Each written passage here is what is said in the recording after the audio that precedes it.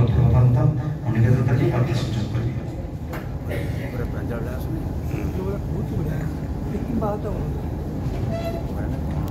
सर्वप्रथमे मंचारे उपस्थित थिबा मोर गुरुजन मानक मोर प्रणाम एवं मोर सम्मुखे उपस्थित थिबा मोर माँ भौणी एवं भाई भगी समस्त मोर साष्टांग प्रणाम।